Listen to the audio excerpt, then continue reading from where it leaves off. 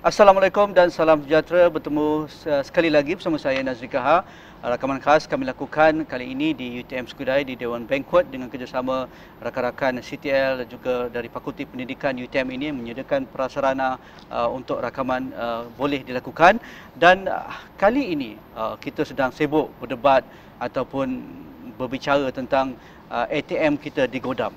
Apa maksudnya? Setakat hari ini lebih 17 ATM di seluruh negara, terutamanya di Johor, di Melaka, di Selangor sudah pun digodam dan lebih dari 3 juta ringgit wang tunai sudah dilesapkan oleh sindiket ini. Biarpun kita tidak mengetahui siapa di sebalik sindiket ini, sama ada rakyat tempatan ataupun luar negara, tapi apa yang lebih penting, adakah wang kita yang disimpan di ATM ataupun keselamatan perbankan kita selamat? Jadi itu yang akan saya bincangkan kerana ada pakar yang ada di UTM ini yang boleh saya temubual. Okey, yang berbahagia di sebelah kiri saya Dr. Said Zainuddin Muhammad Said, pensyarah kanan Fakulti Komputeran UTM. Mungkin Prof, Dr. Said mungkin terperanjat dengan apa yang berlaku di dalam negara dan apa yang kita bincangkan pada awal tadi. Okey, terus terang cakap memang agak terperanjat. Okey, pertamanya sebab bila saya teliti laporan polis berkenaan dengan serangan penggodaman ATM ni, modus operandi dia mirip dengan satu demonstrasi yang pernah dibuat oleh seorang penggodam di salah satu conference hacking di Amerika, Black Hat, tahun 2010. Pada 2010? 2010. Dia dah buat demonstrasi ketika itu? Demonstrasi, benda yang sama dah dibuat demonstrasi pada 2010, 4 tahun lepas. Terkejut kerana perkara itu masih boleh berlaku terhadap, bukan semua, tapi setengah model ATM yang berada di Malaysia. Terkejut juga kerana seolah-olah benda ini tidak dipandang serius lah, sebab terutamanya ATM satu benda yang melibatkan duit. So bagi saya sepatutnya kalau perkara yang telah didemo, yang telah diketahui mempunyai satu kelemahan 4 tahun lalu, so sepatutnya pihak bank perlu mengambil langkah yang serius, yang proaktif untuk melindungi aset perbankan diorang daripada menjejaskan sendiri imej atau reputasi sesebuah bank tersebut, terutama di mata pengguna mereka. Ya, bagi doktor sebagai pakar IT, adakah ataupun software untuk menggodam ataupun apa pun perisian yang digunakan pakai untuk menggodam mesin ATM? Kalau kita sedia maklum selama ini hanya kita tahu hackers ini menggunakan sistem internet di dalam talian online, tetapi jarang sekali, ini mungkin pertama kali, sudah berlaku sebelum ini tetapi secara besar-besaran berlaku di Malaysia menggunakan mesin ATM. Adakah begitu mudah sekali hackers untuk menggodam menggunakan apa pun nama yang digunakan pakai menggodam ATM kita? Okey, sebelum tu kita kena faham, ATM tu sendiri sebenarnya satu mesin yang di dalamnya mengandungi komputer yang sama sebenarnya dengan apa yang kita pakai, yang hampir sama sebenarnya dengan apa yang kita pakai di rumah, di pejabat dan di tempat-tempat lain lah. Okey, kenapa macam kata sebelum ni hackers hanya hack melalui network? Itu betul. Tapi sebenarnya ada banyak cara untuk seorang penggodam menggodam sebuah sistem perkomputeran. Okey, untuk ATM sendiri sebenarnya selain teknik yang telah digunakan pakai sejak perkara ni, ada juga teknik yang juga boleh digunakan oleh hackers untuk menggodam melalui network. Ada juga melalui cara-cara yang lain yang kita pernah dengar sebelum ni, iaitu mereka ikat, tarik. Itu pun jenis penggodaman sebenarnya walaupun bukan melibatkan komputer. Berbentuk fizikal lah. Berbentuk fizikal. Okey. Cuma kali ini serangan lebih kepada, serangan kali ini lebih kepada serangan fizikal di mana mereka hadir sendiri ke mesin ATM tersebut. Cuma bezanya serangan tu bukan secara konvensional tapi lebih kepada serangan melalui sistem perisian. Okey. Berdasarkan laporan juga, serangan tu secara ringkasnya dibuat sebegini. Mereka hadir ke sistem ATM yang terdedah kepada kelemahan tersebut. So biasanya di bahagian atas ATM tu dia ada bahagian kunci yang kunci sebenarnya agak common sebenarnya. So mereka akan buka mesin di bahagian atas tu dan mereka akan ada akses lah ke dalam sistem tu. So apa yang mereka buat, mereka akan membuatkan perisian melalui sistem peranti, adalah CD-ROM ke apa ke. Okey. So bila mereka memuatkan perisian tersebut akan mengawal sistem ATM. Sistem ATM sendiri mempunyai perisian yang mengawalnya, tapi bila mereka dah override dengan perisian yang mereka masukkan sendiri, perisian itu mereka boleh buat sebagaimana apa yang mereka suka. So dalam kes ini mereka buat supaya perisian tersebut mengarahkan bahagian duit bahagian yang keluar duit itu untuk keluarkan duit. Dan bila ini berlaku, mereka bypass sistem ATM, sistem akaun dan sebagainya, dan ini tidak melibatkan akaun pengguna. So pengguna tak perlu risaulah untuk menggunakan, tapi yang perlu risau di sini bank lah, sebab duit mereka hilang. So bagi saya ini sekali saya cakap bukan benda yang baru, tahun 2013 serangan yang sama telah berlaku secara berleluasa di Eropah. Dan agak terkejut jugalah sebab benda ni tak diberi perhatian yang serius sehingga boleh berlaku pada benda yang pandangan sama di Prof, daripada laporan-laporan polis ini, adakah mereka yang melakukan ini di kalangan pakar IT ataupun golongan amatur yang mereka mungkin mengambil masa sedikit belajar sedikit, mungkin mereka melihat YouTube dan sebagainya, atau bagaimana Prof melihat? Okey, Doktor melihat. Okey, pandangan saya, untuk melakukan serangan sebegini, first mereka perlu familiar, perlu frustrasi dengan sistem ATM sendiri. Mereka perlu ada akses kepada sistem ATM tersebut. Untuk melakukan serangan, tak perlu orang yang agak ada latar belakang IT. Latar belakang IT. Mereka cuma perlukan seorang saja untuk cipta software tersebut yang sekarang dikenali sebagai malware. Malware. Sebab dia malware is sebenarnya stands for malicious software, software yang malicious. So basically dia cuma perlukan seorang saja untuk create software tersebut, dan software itu boleh digunakan oleh sesiapa saja yang ada akses kepada software tersebut. Dengan kata lain, katakan ada CA yang mencipta software tersebut, so CA boleh jual atau beri kepada siapa saja software tersebut, dan dia cuma perlu ajar macam mana nak buat. So sesiapa saja yang tahu cara Sebegitu nak buat, mudah. sebegitu mudah. Boleh buat lakukannya. Okey, Dok. Kita lihat juga apa yang orang kata prosedur yang mereka lakukan itu mengikut urutan-urutan cerita yang kita dapat menggunakan CD-ROM, melepaskan kata virus malware itu, dan juga akhirnya dapat melepasi sistem keselamatan bank itu. Mengapa begitu mudah sistem keselamatan ini boleh dicerobohi, boleh digagalkan, dan mereka boleh buat apa saja dan mengeluarkan mengikut kehendak mereka sehingga habislah duit dalam bank ATM itu? Okey, doktor akan respon tentang itu. Kita rehat dahulu. Yang peliknya apabila kita digemparkan dengan kehilangan wang di mesin-mesin ATM akibat serangan virus malware yang dimasukkan melalui CD-ROM dan apa juga cara peranti yang digunakan pakai oleh sindiket ini, menunjukkan bahawa sistem yang ada yang disediakan oleh pihak bank dan juga mesin-mesin ATM mereka begitu mudah dimusnahkan sistem keselamatan mereka, dan mereka boleh buat apa saja. Apa maksudnya, Doktor Said? Okey, sebelum itu saya nak lebih saya suka untuk terangkan satu fakta sebenar. Okey, fakta ni sebenarnya beginilah. Sebenarnya tak ada satu sistem di dunia ini yang boleh claim, yang boleh nyatakan bahawa sistem mereka 100% secure. Perfect. Tak ada. Selamat. Okey, apa yang berlaku ialah kita bila seorang developer, seorang pembangun perisian mencipta satu aplikasi, dia akan cipta supaya buat ketika itu dia sesuai digunakan dan selamat digunakan. Ketika itu, pada waktu itu. Ketika itu. Dan ada researcher, ada penggodam yang dari masa ke semasa akan cuba untuk mengenal pasti kelemahan sistem tersebut. So bila satu kelemahan dijumpai, adalah wajar bagi sebarang pihak berwajib yang memiliki sistem tersebut untuk meningkatkan keupayaan, upgrade dan sebagainya untuk mengatasi masalah tersebut. Bagi kes ATM ni, kalau kita sedar, even dalam laporan polisi, mereka mengatakan bahawa sedikit sini mensasarkan kepada mesin ATM untuk model-model tertentu sahaja. Model baru ke model lama ataupun jenis siri dan tertentu? Model-model yang lama. Model lama. Sebab seperti yang saya cakap, kelemahan ini dah ditemui 4 tahun sudah. Okey. So ada mesin-mesin yang baru yang sudah upgrade yang mereka tak sasarkan sebab mereka tahu sistem serangan ini takkan berkesan untuk mesin-mesin terbaru.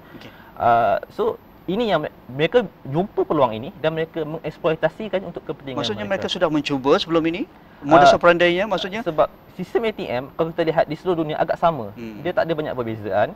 So mereka mungkin dah cuba benda di luar. So bila mereka dapat tahu Malaysia pun semakin lama semakin popular. So ini akan membuka ruang pada orang untuk datang ke sini. So mereka bila mereka lihat sistem ATM kita rupanya masih menggunakan sistem yang lama, so mereka rasa ini peluang bagi mereka. So ini yang menyebabkan mereka serang sistem ATM tersebut. Dan berkenaan dengan sistem ni, firewall tu. Okey, sistem keselamatan untuk ATM buat masa ini apa yang saya nampak mereka sistem bank perlu upgrade bersistem ATM terkini. Itu ikhlas daripada doktor. Itu ikhlas daripada saya lah. Tapi buat masa ini saya rasa agak sukar bagi pihak bank untuk melaksanakannya sebab mungkin mereka ada beribu-ribu mesin ATM yang lama. Bila nak upgrade, of course cost yang lebih tinggi. Terutamanya sekarang dah kurang cost. Tapi itu saya rasa benda yang mereka perlu lakukan bagi menjaga nama baik mereka sendiri di mata pengguna dan juga bagi memberikan keyakinan kepada pengguna untuk menggunakan sistem perbankan mereka. Dan kalau ikut pemerhatian ataupun kajian doktor, dari sudut tempoh ataupun timeline ataupun period, berapa lama sistem IT boleh dikemas kini seelok-eloknya perlu dikemas kini? Setahun ke, 2 tahun ataupun ikut trend pasaran di luar sana ataupun mengikut apa yang dilakukan oleh penggodam ataupun mereka-mereka yang ada niat jahat terhadap sistem komputeran? Okey, berkenaan dengan bila nak upgrade ni, sebenarnya dia bergantung kepada kemampuan syarikat perbankan tersebutlah. Lagi kerap, lagi bagus. Tetapi paling kurang, sekurang-kurangnya, mereka perlu up to date dengan serangan-serangan yang berlaku terhadap ATM. Maksudnya perlu respon? Perlu respon. Tak perlu tunggu? Walaupun berada di Eropah, di Amerika Latin dan sebagainya? Kita tak perlu tunggu sehingga serang tu datang ke Malaysia baru kita respon. By the time mungkin kita terlewat dan kita kehilangan berjuta-juta ringgit. So untuk respon benda ni, saya nasihatkan, saya sarankan agar bank-bank mempunyai satu unit yang dari semasa ke semasa pantau keselamatan ATM secara proaktif. Bukannya buat setahun sekali, 2 tahun sekali ataupun sebulan sekali. Maksudnya berkala. Perlu pemerhatian ni perlu dibuat berkala. Tak perlu bukan tempoh yang lama. Benda ni mungkin dirasakan kurang praktikal. Ya, melibatkan kos untuk bank kan. Yalah, sebab mereka keluarkan kos, kena bayar orang semua. Tapi bila berjadi kejadian macam ni, bank akan kerugian dengan jumlah yang lagi besar daripada kos yang mereka perlu keluarkan untuk nak pantau sistem mereka. Dan pastinya apabila kes sebegini muncul dan menjadi polemik dan pastinya keyakinan orang ramai terhadap sistem perkomputeran, sistem kewangan, sistem ataupun penyimpanan orang ramai terhadap bank-bank begini akan dipertikaikan. Doktor? Itu saya tak dapat nafikanlah. Itu memang itulah lumrahnya bila kejadian-kejadian berlaku yang serius begini yang melibatkan wang, memang keyakinan pengguna akan berkurangan. Saya sendiri pun beberapa orang dah jumpa saya tanya pasal sistem kewangan, selamat lagi kah? Bolehkah kita gunakan? Okey, jawapan saya beginilah. Okey, buat masa ini serangan-serangan yang berlaku masih selamat. Saya merujuk kepada serangan ATM. Ini bukan berkenaan dengan serangan malware Zeus ataupun serangan pizza email. Itu kes lain. Okey, tapi berdasarkan kes serangan ATM saja, wang kita masih selamat dan saya percaya, saya yakin bank-bank juga masih ingin menjaga nama baik mereka dan saya rasa bank pun sedang bekerjasama dengan polis untuk melakukan sebaik mungkin bagi mengatasi masalah tersebut. Jadi nasihat saya kepada pengguna di luar, tak perlu risau dan yakinlah dengan sistem perbankan kita lah. Cuma di sini saya juga ingin ingatkan syarikat bank agar mengambil isu keselamatan ICT dengan lebih serius, kerana ini bukan serangan yang pertama, saya yakin, dan ini juga bukan serangan terakhir yang berlaku terhadap sistem perbankan. Adakah Dr. Syed yakin kita tidak ataupun kurang pakar-pakar IT kita di seluruh negara, seluruh IPT kita, ada orang yang hebat boleh membantu pihak bank untuk mengatasi isu ini, walaupun mungkin mereka menganggap kos mahal, terpaksa mengambil ataupun agensi ataupun syarikat multinational untuk memberi ataupun kontrak mereka dalam membekalkan software-software protection, keselamatan dan sebagainya. Kita ada kepakaran kita? Saya rasa Malaysia ada kepakaran-kepakaran mereka-mereka yang pakar, yang mahir dalam bidang ICT. Tentang kos, betul memang kos agak mahal, tapi seperti saya cakap tadi, ini satu benda yang perlu dilaburkan. Pelaburan ni mungkin tak nampak, tak ada tangible, tak dapat immediate effect, tapi dia lebih bersifat preventif untuk mencegah. Seperti yang kita tahu, mencegah tu lebih baik lah daripada kita nak tunggu benda tu dah berlaku daripada kita nak repair. Itu banyak. Okey, kita perlu rehat yang kedua, Dr. Syed Zainuddin. Tetapi bukan ini sahaja yang kita risaukan. Dah mula orang bercakap transaksi kita online tu boleh ataupun selamat ataupun tidak. Kadang dah ramai, saya rasa majoriti anak-anak muda orang kita menggunakan online. Beli barang, beli sayur, beli baju, semua online. Simpanan kita pun tak pergi bank dah. Jadi adakah ada potensi-potensi hackers ataupun penggodam ini akan menerobos sistem-sistem keselamatan transaksi individu ini ataupun sistem perbankan yang berbeza dari apa yang kita lihat hari ini? Kita rehat dahulu.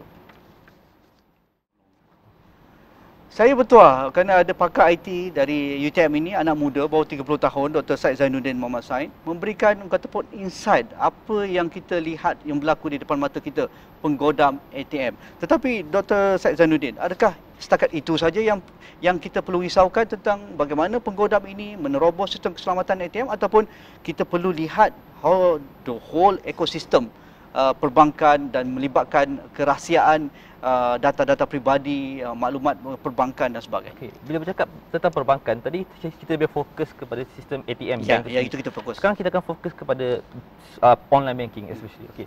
Berkenaan dengan online banking ni, tanggungjawab security setakat yang saya nampak sekarang ni, bila saya buat tinjauan terhadap sistem-sistem perbankan online, rata-rata sistem perbankan di Malaysia agak selamat.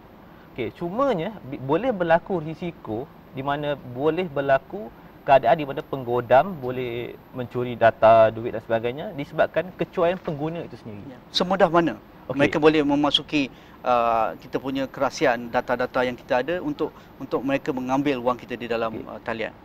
Semudah mana itu bergantung pada serangan-serangan yang dilakukan. Sebenarnya ada banyak jenis serangan. Antara serangan yang biasa dilakukan ialah serangan phishing. Serangan phishing ni ialah satu serangan di mana pihak penggodam akan hantar email. Biasanya email ni akan berbau ancaman sedikitlah. Tapi dia orang akan buat supaya email itu seolah-olah datang dari pihak bank. Okey. Contohnya bank A, sila kemaskini akaun anda atau akaun anda akan ditutup. Okey. Sila klik di sini untuk kemaskini.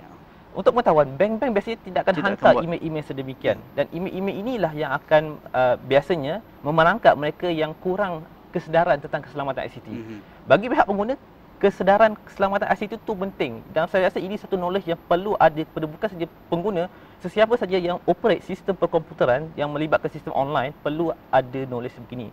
Berkenaan dengan serangan phishing ni, basically bila user klik link tu, mereka akan masuk kepada satu website yang mirip syarikat bank yang asal.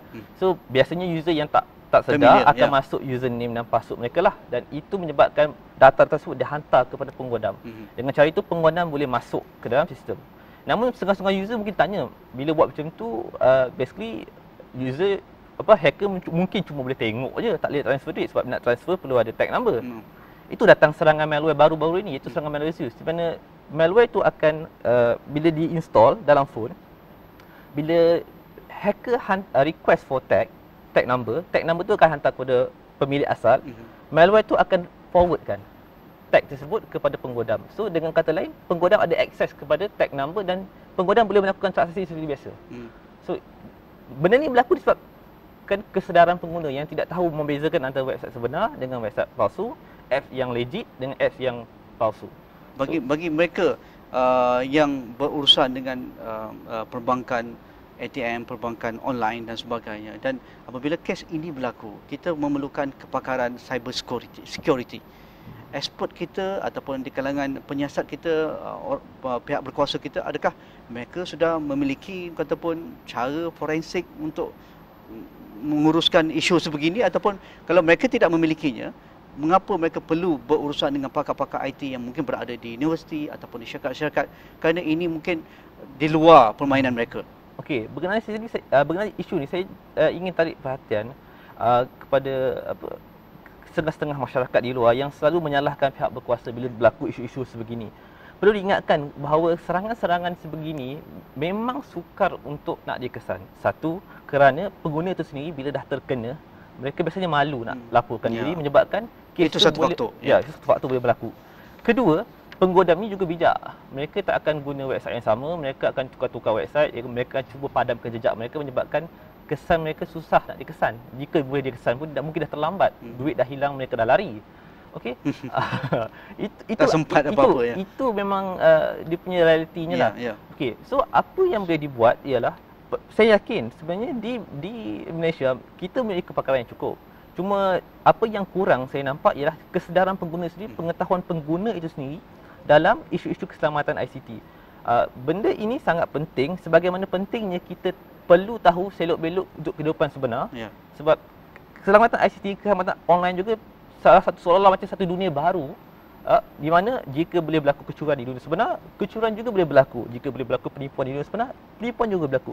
So sebagai pengguna di dunia yang baru ini, mereka juga perlu tahu selok-belok macam mana nak hidup supaya tak diancam di dalam sistem dunia yang baru ini. Okey, mungkin nasihat Dr. Syed Zainuddin kepada orang di luar sana supaya peka dengan apa yang berlaku dan mengambil langkah-langkah pencegahan, langkah-langkah keselamatan. Sekurang-kurangnya kita sudah melakukan persediaan, dan apa juga yang berlaku mungkin kita akan adaptasi dan juga ubah suai cara kita hidup, kerana kalau kita terlampau hidup menggunakan apa yang ada di sekeliling kita secara online, secara internet dan sebagainya, kadang-kadang kita mengambil mudah.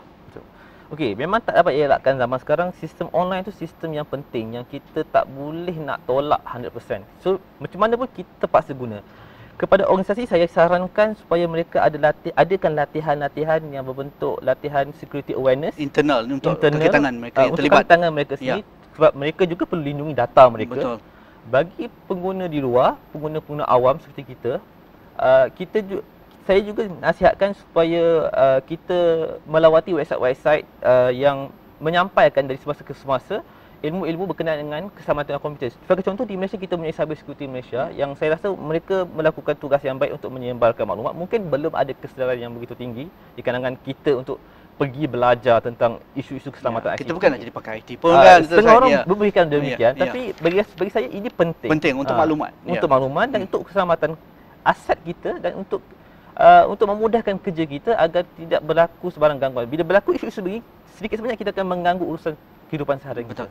Terima kasih kepada Dr. Syed Zainuddin Muhammad Said, Pensyarah Kanan Fakulti Komputeran Universiti Teknologi Malaysia. Banyak maklumat baru yang kita dapat dengan perbualan saya dengan Dr. Syed Zainuddin ini. Semoga anda mendapat pengajaran ataupun berkongsi sesuatu, dan jika ada sebarang pandangan anda, hantarkan ke platform media sosial kami, dan jangan lupa muat turun aplikasi astroawani.com melalui Google Play dan juga App Store. Dan saya ingin mengucapkan kepada Dr. Syed Zainuddin, kepada pihak UTM yang menyediakan equipment dan juga kru. Terima kasih kepada anda semua. Sekian saja. Assalamualaikum. Kita jumpa lagi.